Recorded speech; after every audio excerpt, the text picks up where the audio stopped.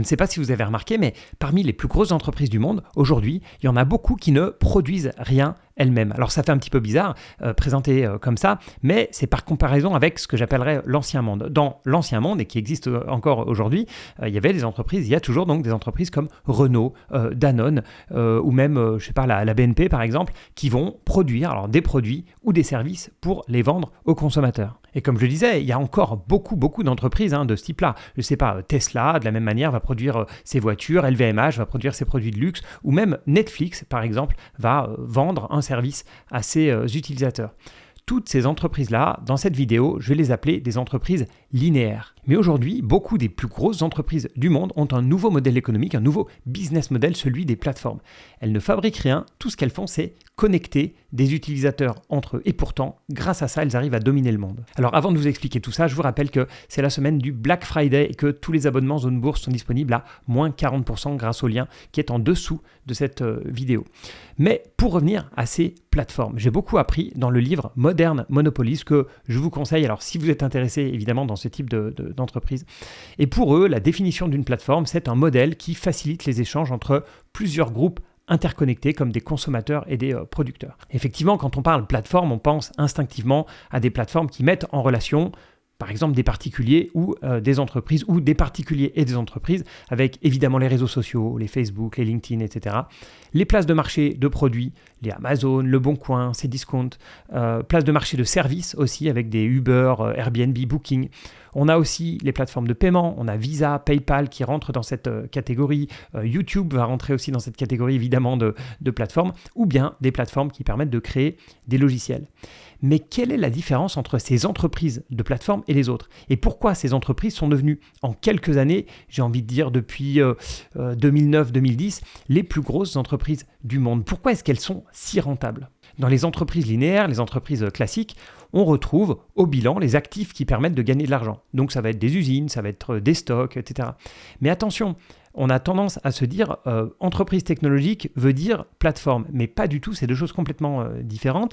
Si je reprends Netflix, je vous l'ai déjà cité, c'est pas une plateforme. Pourquoi? Parce que le business model de Netflix, c'est d'acheter des droits de diffusion, d'acheter des licences de films et de faire payer des clients pour qu'ils aient accès à ce catalogue de films. On le voit, c'est vraiment l'ancien monde, ce qui ne veut pas dire que Netflix a un mauvais business model ou que c'est une mauvaise boîte, c'est juste pour dire que voilà, elle a des actifs, elle a des moyens de production, si vous voulez, pour parler un peu comme justement dans ce modèle ancien. Donc on a des moyens de production et on va faire payer des clients nos produits ou services. Et typiquement Netflix, oui c'est une boîte technologique, mais non, c'est pas une plateforme, même si on parle de plateforme de streaming, etc.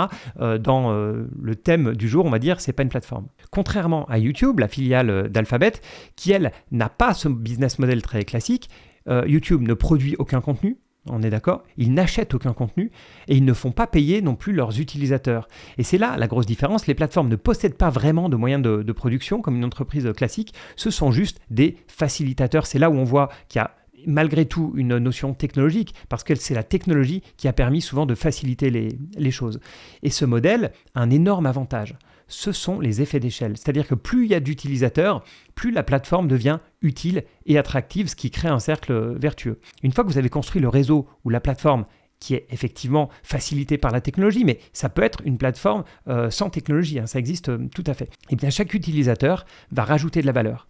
Que ce soit pour Visa, pour Amazon, Airbnb, Uber, YouTube, peu importe, chaque nouvel utilisateur va ajouter de la valeur au producteur. Une fois que vous avez construit le réseau ou la plateforme, on pense technologie parce que la technologie, elle facilite beaucoup bien sûr ces plateformes, mais ça peut être non technologique. Mais une fois que vous avez construit ce réseau, cette plateforme, chaque nouvel utilisateur va amener de la valeur au producteur. C'est-à-dire que s'il y a un nouvel inscrit sur Airbnb, s'il y a un nouvel inscrit sur, quelqu'un qui commence à regarder des vidéos YouTube, s'il y a quelqu'un qui a une carte Visa pour la première fois, ça va amener de la valeur au producteur. Moi, s'il y a plus de monde qui regarde de YouTube, ça va me permettre d'avoir plus de vues et donc potentiellement de gagner plus d'argent, notamment grâce à la pub.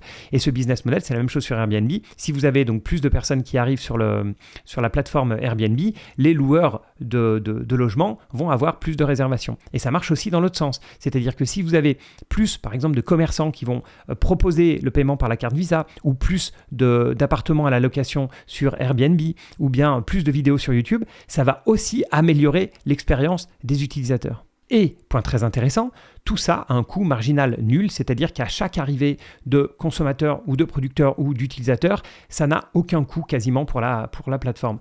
Alors que dans une entreprise linéaire, si vous voulez faire de la croissance, il faut en général soit embaucher plus d'employés, soit ajouter des moyens de production.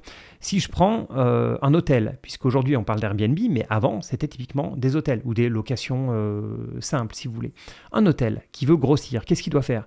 Il doit acheter ou bien construire de nouveaux logements, potentiellement et probablement même embaucher du personnel, alors que dans le même secteur, Airbnb ou Booking, eux, peuvent croître, peuvent rajouter de la croissance avec un coût quasi nul. Pas besoin d'investir dans l'immobilier, pas besoin d'avoir des personnes qui s'occupent de l'accueil ou du ménage. Airbnb et Booking peuvent avoir de la croissance à un coût quasi nul. Et ce qui est dingue, c'est que cet effet réseau, il est extrêmement puissant une fois qu'il existe, mais il n'est pas si facile à recréer. Si on veut concurrencer un hôtel, par exemple, dans l'ancien monde, pour reprendre ce terme-là, il suffisait, ou il suffit encore, juste d'avoir de l'argent. On va acheter l'immeuble ou le terrain d'à côté, on va reconstruire un hôtel, on va faire une déco un peu mieux que l'autre, etc. Et on va directement concurrencer l'hôtel.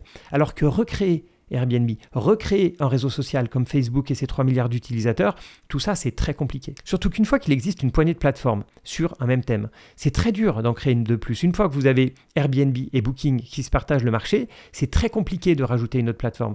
Une fois que vous avez Uber, Lyft, Bolt, etc., mais certaines fois c'est juste un seul même qui va manger le marché, mais disons avec 2-3 acteurs, concurrencer ces leaders, ça va être extrêmement compliqué parce que le marché sera déjà saturé. Et attirer de nouveaux utilisateurs, ça va être extrêmement compliqué parce que une fois que tous les produits sont disponibles sur Amazon, que tous les logements sont disponibles sur Airbnb, que vous pouvez avec votre carte Visa payer partout par exemple, ou bien si vous êtes un commerçant, une fois que vous savez que la plupart des gens ont Visa et Mastercard, l'arrivée d'un nouveau réseau, une fois que Visa Mastercard est là, une fois que Airbnb, Booking sont là, c'est extrêmement compliqué. Donc on le voit, cet effet réseau, c'est ce fameux mode, ça vous protège, vous avez un énorme avantage compétitif par rapport aux autres, alors que potentiellement en termes de coûts, au début, à part quelques coûts marketing, etc., ça a peut-être été pas si élevé pour vous. Voilà, mais une fois que le marché est saturé, c'est fini. Alors comme je le disais, la plateforme, ce n'est pas forcément lié à la technologie. Il y a eu des plateformes bien avant que la technologie existe. Euronext, aujourd'hui, c'est une place de marché, c'est une bourse.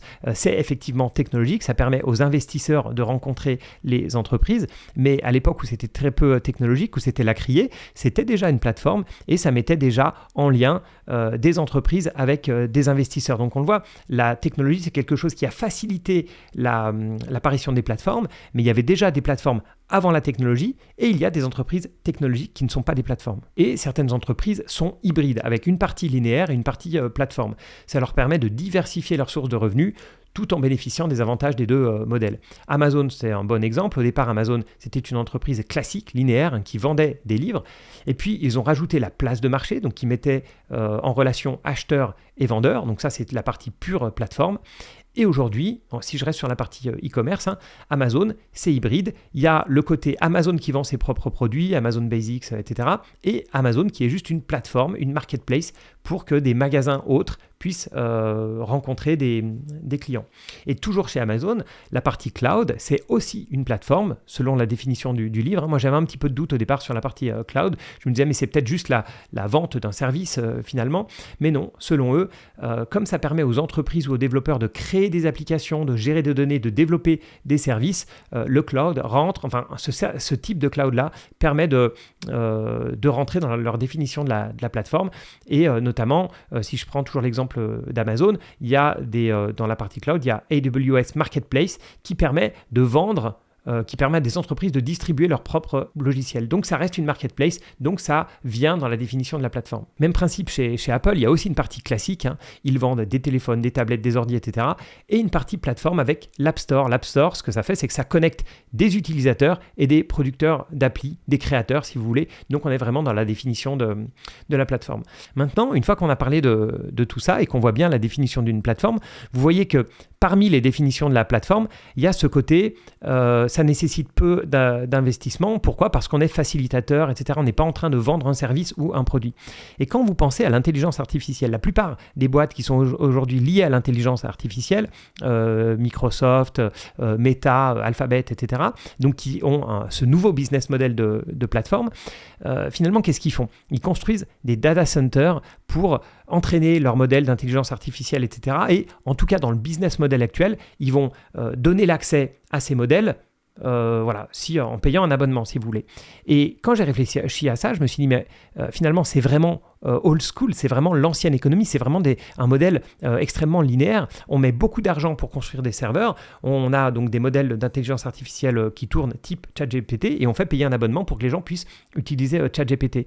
Et on voit qu'il y a effectivement un effet d'échelle dans le sens où un nouvel utilisateur ne va pas forcément demander des coûts additionnels, mais les coûts initiaux sont énormes. Vous savez que ces entreprises qui investissent énormément dans l'intelligence artificielle, dans les puces NVIDIA, ont aujourd'hui des capex, des investissements qui sont énormes, qui représentent un montant de leur chiffre d'affaires qui est très gros et qui font qu'on ne peut plus du tout dire que ces entreprises-là sont capex light, qu'elles sont peu d'investissements. Au contraire, ça demande des investissements massifs. Et je dois avouer que je ne suis pas du tout convaincu par ce business model de data center énorme qui coûte des milliards, qui vont être rentabilisés par des abonnements pour utiliser ce service-là.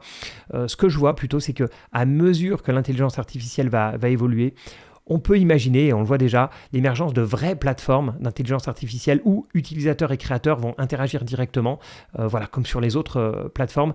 Aujourd'hui, le business model des intelligences artificielles, enfin des modèles d'IA, il est beaucoup trop linéaire avec les avantages, mais aussi les désavantages des business classiques. Je crois beaucoup plus dans le business model plateforme qui est effectivement très adapté à l'intelligence artificielle.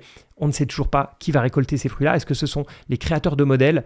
Je ne suis pas sûr que l'argent de l'intelligence artificielle aille réellement à la fin chez Microsoft, chez Alphabet ou chez Meta. En tout cas, pas par le paiement d'un abonnement pour profiter de l'IA. Ça, je ne crois pas en ce business model-là. Je pense que ces boîtes-là vont trouver un moyen de gagner de l'argent grâce à l'IA, mais par des business models complètement différents et beaucoup plus proches des plateformes. Voilà, dites-moi ce que vous pensez des plateformes. Vous savez que moi, je suis globalement investi depuis très longtemps dans ces géants de la tech. Et voilà, je tique un petit peu sur cet aspect intelligence artificielle et surtout le business model actuel, mais mettez-moi ce que vous en pensez en commentaire. Voilà, merci à tous et à bientôt.